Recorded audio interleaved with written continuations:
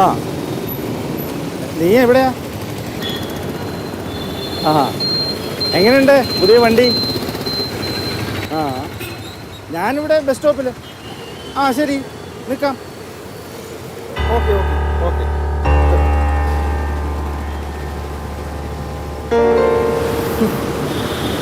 ഒരു നാറ്റം കേട്ടോ.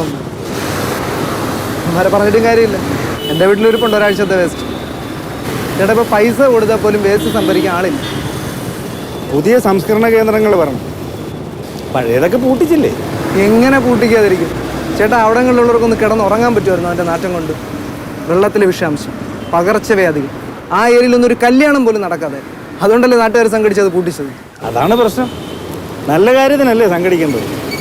പല രാജ്യങ്ങളിലും പുതിയ സംവിധാനങ്ങളും ആധുനിക ടെക്നോളജി ഇതിന് ഫലപ്രദമായിട്ട് ഉപയോഗിക്കുന്നുണ്ട്. എന്ത് ആധുനിക ടെക്നോളജി ചേട്ടാ? വേസ്റ്റ് എന്നും വേസ്റ്റ് അല്ല, പണ്ടൊക്കെ നമ്മുടെ വീടുകളിലെ വേസ്റ്റ് വീടുകളിൽ തന്നെ സംസ്കരിക്കാൻ പറ്റുമായിരുന്നു, കൂടുതലും ജൈവമാലിന്യം.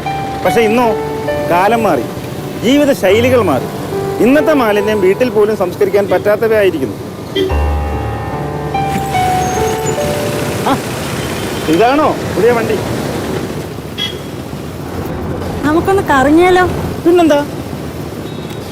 ഇനി രീതികൾ മാറും, കാഴ്ചപ്പാടുകൾ മാറും, കാലത്തിനൊത്തതാവണം മാലിന്യ സംസ്കരണം.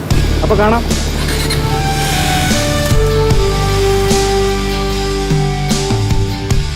ആധുനിക ജീവിത ശൈലിക്ക് വേണം ആധുനിക മാലിന്യ സംസ്കരണശാല.